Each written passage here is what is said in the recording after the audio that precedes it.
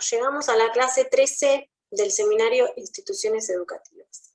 En esta clase abordamos el último eje conceptual de la materia. Lo que no significa que la materia haya terminado, muy por el contrario, significa sí que hemos llegado como al punto de origen, diría yo.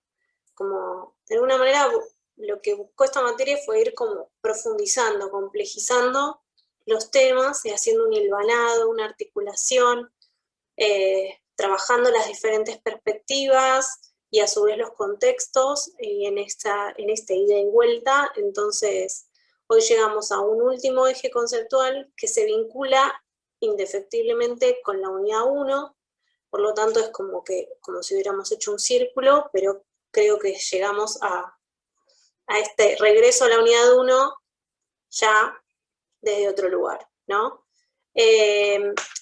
Por lo tanto, voy a empezar ya mismo con la presentación de la clase y iniciemos.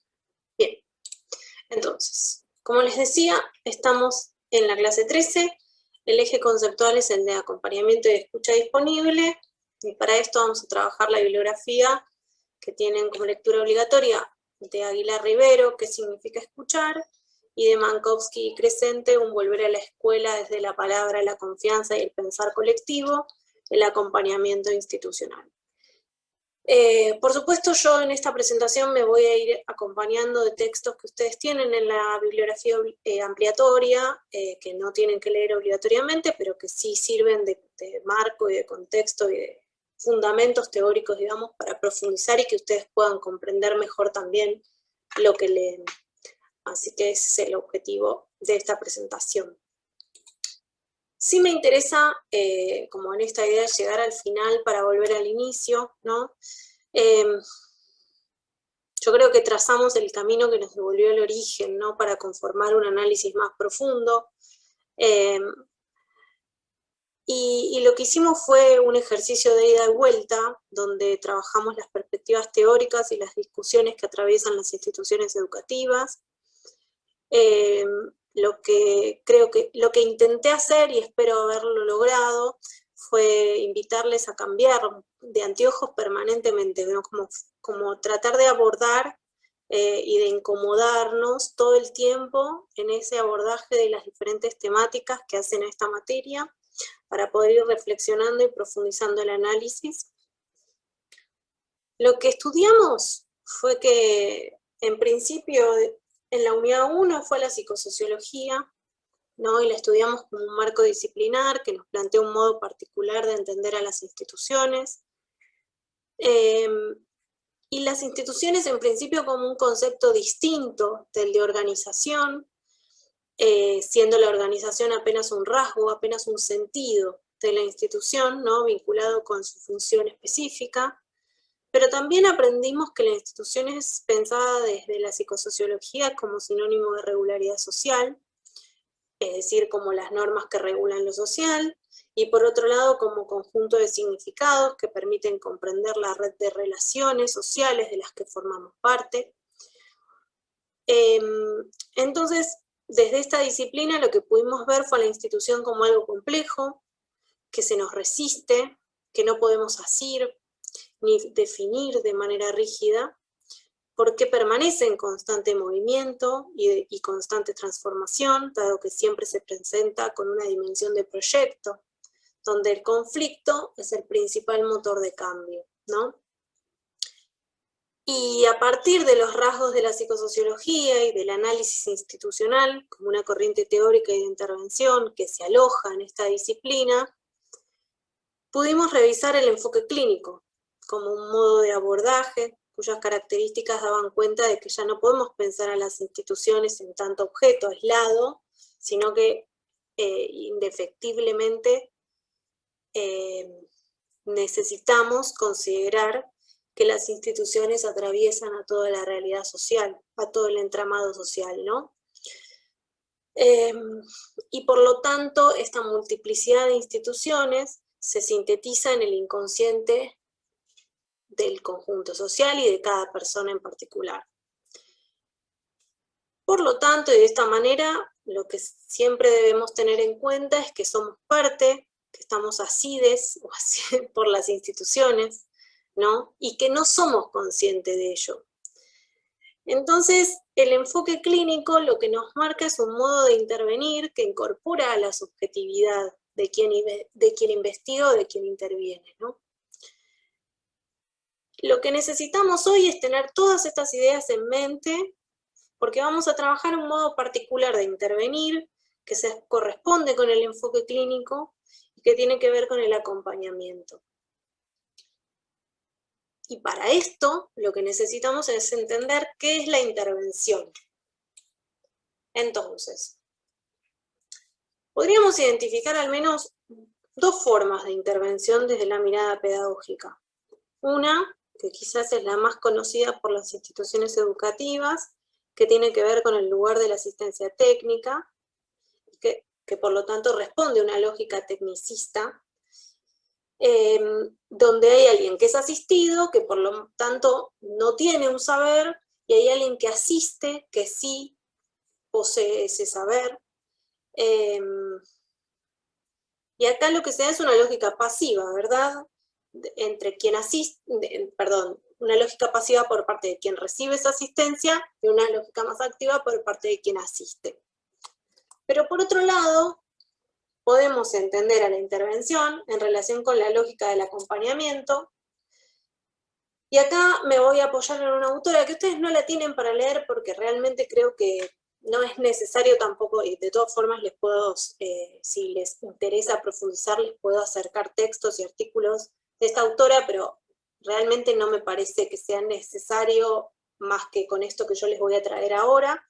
La autora es Virginia Scheckter, y ella trabaja la mirada de la intervención psicológica, pero me interesa recuperar el modo en que plantea la intervención institucional como tres dimensiones de forma simultánea e interrelacionada. Por un lado, una dimensión epistemológica, que refiere a que la intervención es un trabajo de investigación, acción, compartido, ¿sí? Donde el rol de quien interviene tiene el fin de ayudar a crear condiciones para que ese trabajo que es mutuo se ponga en marcha. Y acá lo que es importante es que cuando uno interviene, lo que no debe es posicionarse en el lugar del saber experto, es decir, esto que decíamos en un principio en la asistencia técnica, ¿no? Como que es sola esa persona que interviene la única poseedora del saber.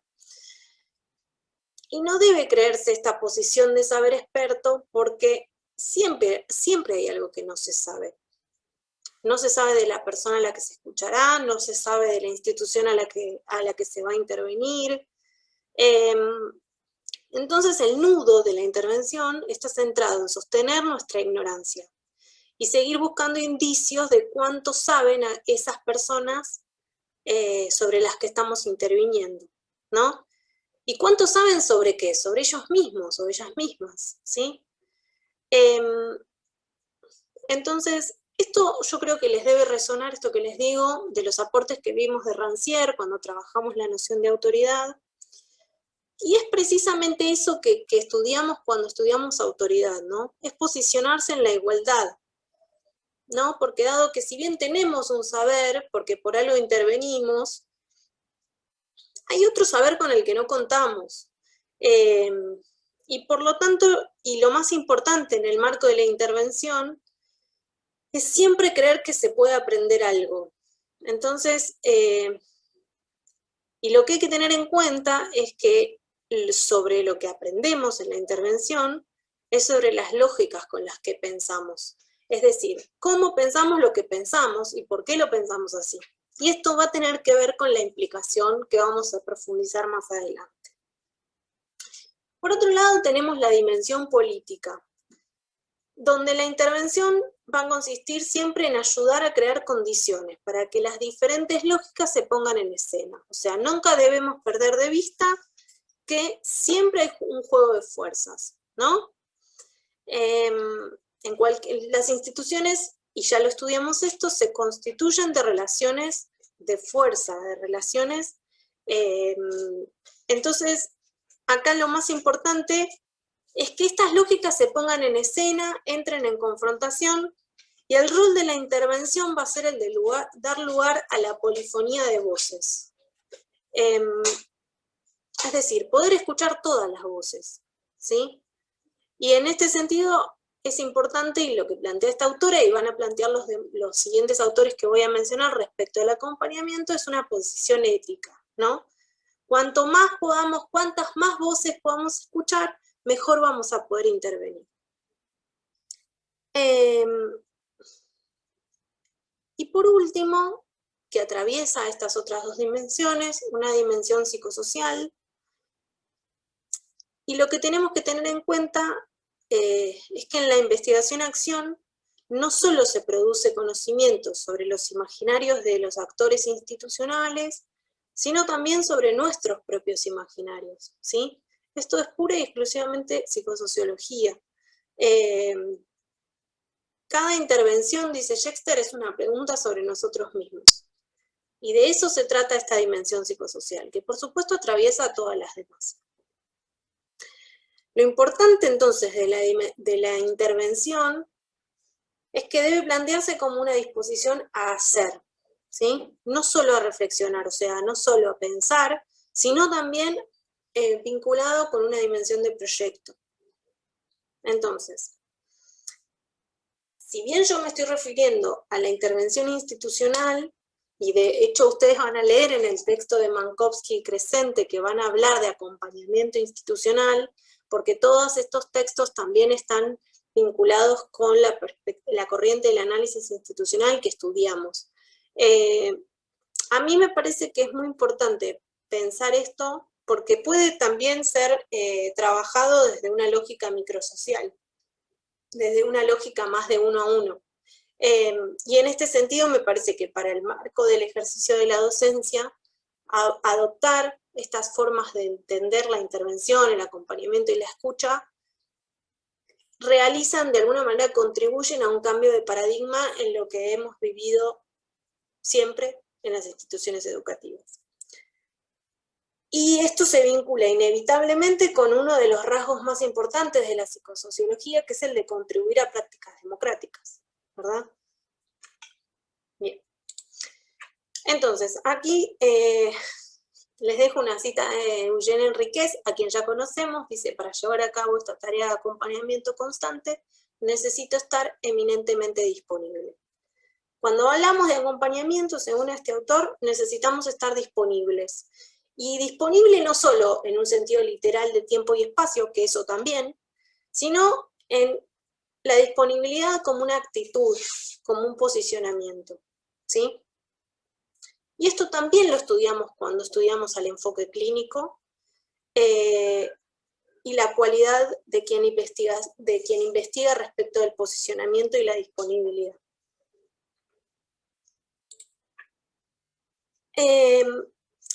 Otro de nuestros autores conocidos, que se llama Ardoino, o Ardoino, como se escribe, lo hemos mencionado varias veces.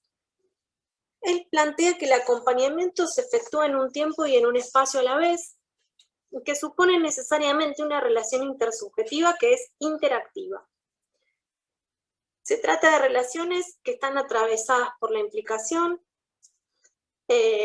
y en este sentido, digamos, estos son rasgos del acompañamiento que no podemos eludir, ¿sí? La disponibilidad respecto también, la disponibilidad en principio, perdón, la temporalidad respecto de que sucede en un tiempo y en un espacio, pero en simultáneo, la relación que es intersubjetiva e interactiva, inevitablemente ligada a la implicación, y por último, Ardoino lo que plantea es que el acompañamiento también necesita o debería incluir una posición ética donde se manifieste una reciprocidad entre complementarios reconocidos como diferentes. ¿Esto qué quiere decir? Que es fundamental el reconocimiento del otro como alguien distinto a mí, y el límite es la resistencia de ambos a dominar al otro, ¿sí? Esto también lo estudiamos cuando trabajamos la autoridad. Por lo tanto, acá una definición de acompañamiento. Arduano nos dice, está formado por un conjunto de comportamientos y conductas sostenidos por saberes teóricos y prácticos que constituyen un tipo de profesionalidad, a los fines de una evolución de las relaciones intersubjetivas. El autor lo que nos va a plantear es que es necesario colocarse en posición de escucha a quien se acompaña, ya que solo esa persona es capaz de elegir hacia dónde quiere ir. Esto tiene que ver con lo que estábamos diciendo antes respecto de la intervención, ¿sí? Es necesario reconocer al otro, es necesario poder escuchar al otro para poder intervenir. El acompañamiento no niega a la otra persona, no tiene que ver con, digamos, precisamente esta resistencia de la dominación, tiene que ver con no marcarle al otro qué es lo que debe o tiene que hacer respecto de algo, sino escuchar y poder ir viendo en trabajo conjunto hacia dónde desea ir el otro. Ahora lo vamos a ver con más detalle. Entonces, respecto de esta última cita de Arduano, me parece que es muy importante, y ustedes tienen para leer el texto de Aguilar Rivero sobre la escucha disponible. Acá tomé una cita, en realidad, del texto de Mankowski y Crescente, que dice, la escucha es palabra y a la vez silencio.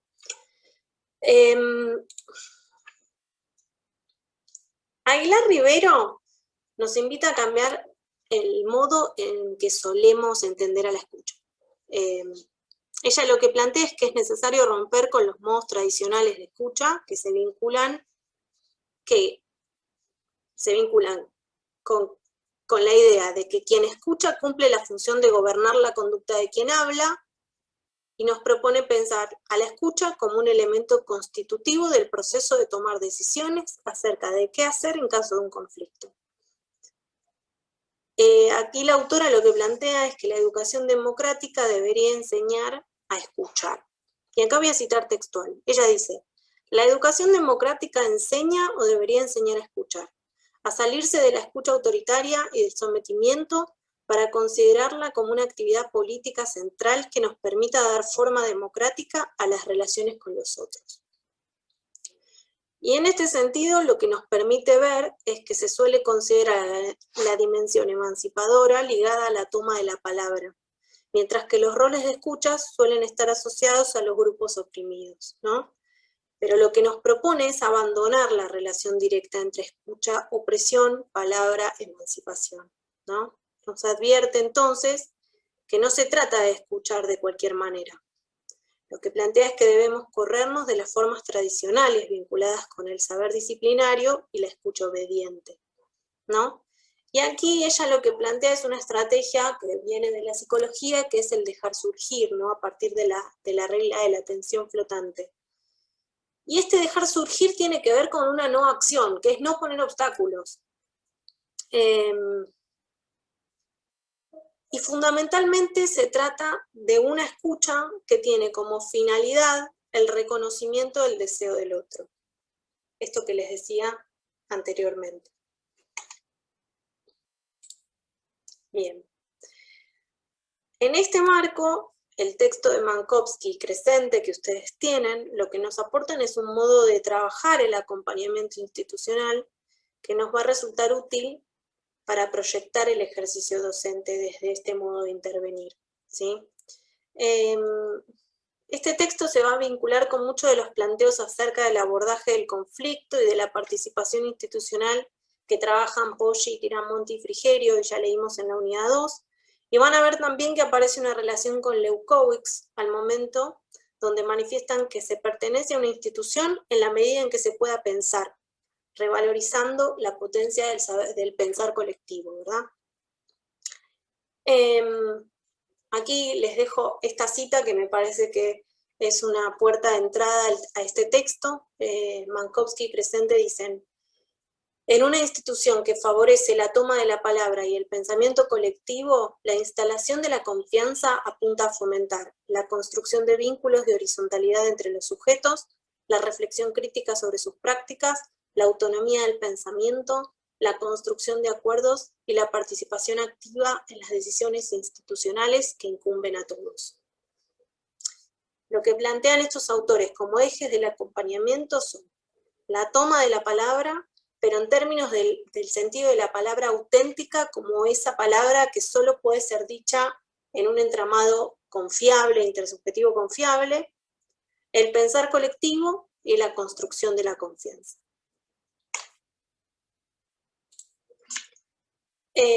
Aquí tenemos como una suerte de definición que nos plantean estos autores. Dice: el acompañamiento como el grado de involucramiento subjetivo de los sujetos en un contexto institucional, centrado en la construcción colectiva de lo común, cuya tarea sustantiva da cuenta del enseñar y aprender. Lo que nos dicen Mankowski y Crescente es que el acompañamiento institucional va a interpelar, y ellos hablan en realidad de quienes ejercen el rol de la gestión. Yo creo que esto puede ser pensado para todos los actores institucionales, ¿no? El acompañamiento va a interpelar desde, primero, la propia implicación, después la revisión permanente sobre la propia práctica, el modo de pensar, sentir y hacer el propio trabajo, la posibilidad de analizar el modo en que se toman las decisiones, y la capacidad y calidad de la escucha tendiente a la toma de la palabra de los distintos actores hacia una participación real. Bien. Y respecto del acompañamiento, también Mankowski y Crescente nos van a plantear qué supone: un modo particular de encontrarse con la otra persona, un pensar en situación, una posibilidad de explorar modos de recomponer el lazo social, y un modo específico de hacerse presente y de estar presente. Esto de estar disponible, ¿sí? Por último, sí me gustaría cerrar retomando la implicación, ¿no? Porque esta es una noción que nos acompañó a lo largo de toda la materia, y resulta muy importante en este momento revisarla nuevamente y profundizarla. Lo primero que hay que tener en cuenta es que implicación y compromiso son dos cosas completamente diferentes. ¿Por qué? Porque el compromiso es un acto voluntario. Hay una decisión de comprometerse con algo o con alguien. En cambio, la implicación es algo que se da de manera inconsciente, no es voluntario, no es algo que puedo decidir. Siempre estoy implicada, siempre, en cualquiera de las relaciones intersubjetivas que lleve adelante, y en cualquiera de mis acciones voy a estar implicada, ¿sí? Por lo tanto, nunca voy a ser ni neutra ni objetiva en el marco de una relación intersubjetiva. Arduino nos va a decir que nuestras implicaciones son parte de una realidad psicológica y de una realidad sociológica.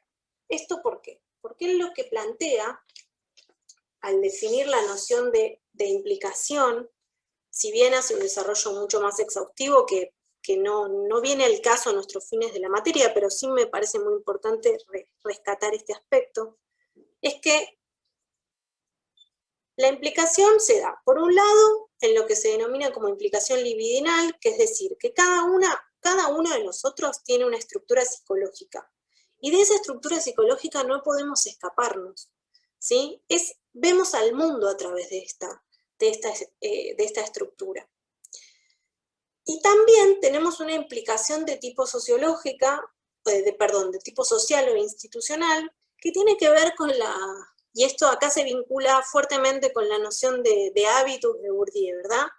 Esta idea de las estructuras con las que, digamos, conformamos nuestro ser a partir de las relaciones sociales de origen, ¿no? Y de los modos y los contextos sociales de los que formamos parte.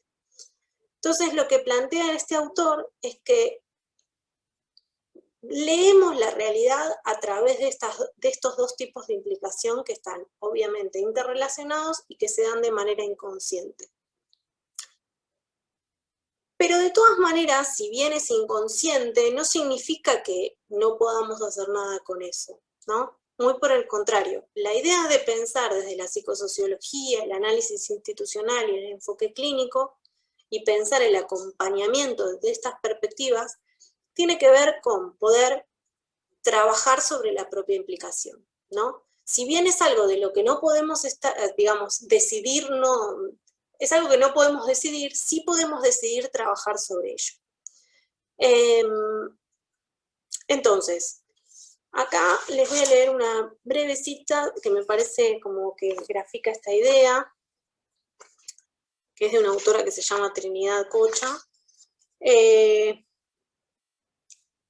Dice, el análisis de la implicación constituye el dispositivo a través del cual se pone en marcha un trabajo de interrogación sobre las propias prácticas instituidas y sobre los modos de acercamiento y construcción de la problemática de trabajo en el encuentro con la institución. Esto es importante porque en realidad lo que tenemos que pensar es que si siempre vamos a, o sea, todo lo que hagamos y todas las personas con las que nos vinculemos van a tener resonancia en mí, ¿sí? Y eso es la implicación, que lo que le pasa al otro tiene resonancia en mí. Entonces aquí lo más importante es poder realizar un análisis de esa implicación, ¿no? Para también poder, digamos, entender desde qué estructuras estamos leyendo o analizando una situación determinada. Bien, hasta aquí la presentación de hoy. Así que voy a dejar de compartir. Acá está. Bueno, espero que puedan leer estos dos textos en función de esta presentación que tuvimos hoy, a la luz, digamos, de estos autores y de estas autoras que trabajamos hoy. Y como les dije, cerramos esta clase con el último eje conceptual, un poco volviendo al origen, un poco volviendo a la unidad 1, pero ya como posicionadas desde otro lugar, ¿no? Entonces, la idea es seguir profundizando y complejizando estos ejes que estuvimos trabajando, sobre todo las paradojas que estuvimos trabajando respecto de las instituciones educativas, desde estas miradas. Y a partir de hoy, entonces, pensar, bueno, ¿cómo trabajar desde el acompañamiento y desde la escucha en nuestras intervenciones? ¿Sí? Esa es la invitación. Así que nos vemos la próxima clase. Muchas gracias.